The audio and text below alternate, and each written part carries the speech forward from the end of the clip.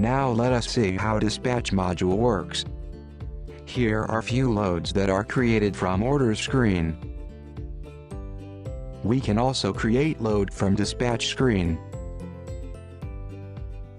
Now we are going to assign equipment and driver to the selected load.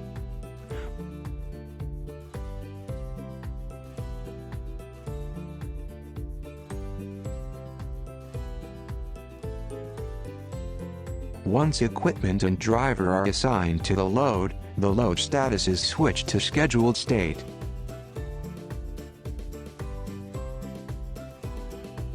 The next tab is Review Stop. This will help you to optimize routes. It always prefers the shortest route, based on the stops given between the origin and destination. We can rearrange the stops by the given optimized route. The optimized route will be updated in Load and Stops. The next tab is Load Plan. It shows the status and future loads of the assigned vehicles and driver.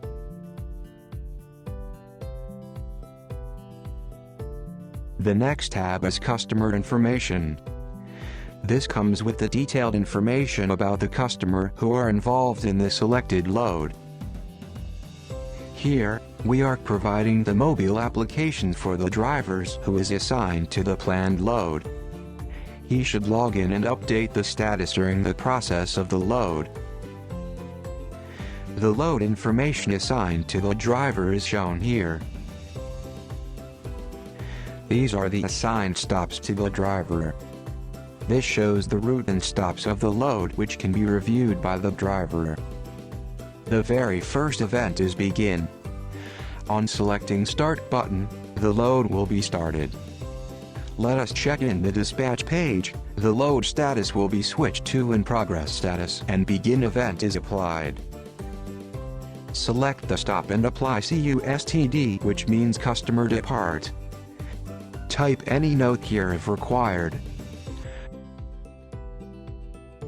Get the signature of the receiver. Now the particular stops will be processed.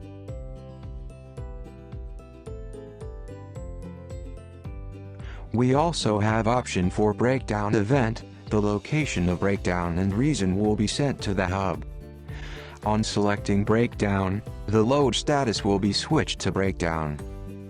We cannot further process the load until it is fixed. Once the vehicle is ready, after the breakdown, resume event should be applied to further process the load. On selecting it, the load will be switched back to In Progress status and will be ready for further processing. We have another event skip.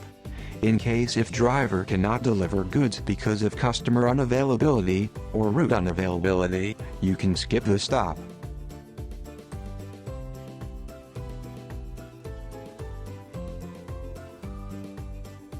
Let us see Note event. It can be applied to any stop. It is used to send any general information to the load. It cannot process any stops or load.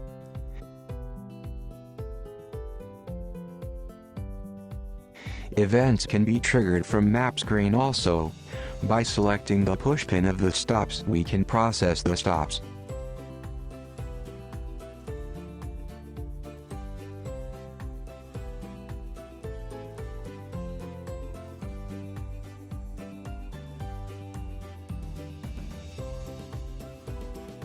Unexpectedly, if driver have any issues in updating the status, we can directly fire the events from the web application.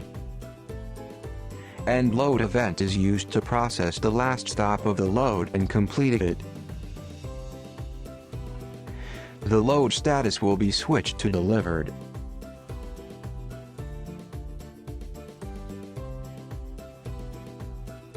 Next one is upload document. Here we can upload relevant documents to the load.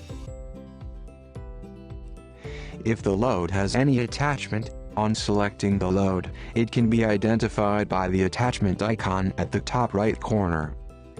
The uploaded documents can be previewed or printed or sent to an email. Next we can see about the legends.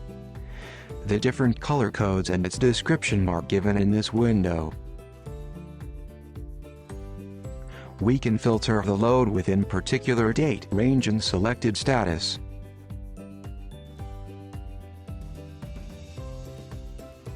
Next, universal filter, which is used to filter the load with various parameters like vehicle number, customer account number, status, etc.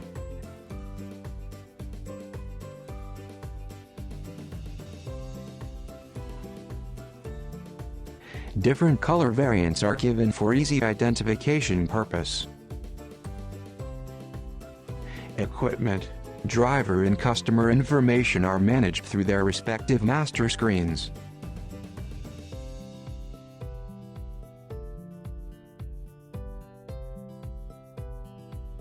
This screen comes with the real-time load tracking for the in-progress and breakdown loads. The next screen is dashboard. It comes with pie charts to keep track of load, order, and bills of different status for the selected date. This page is also enabled with SignalR feature that can be enabled by checking Auto Sync checkbox. Thanks for watching this video.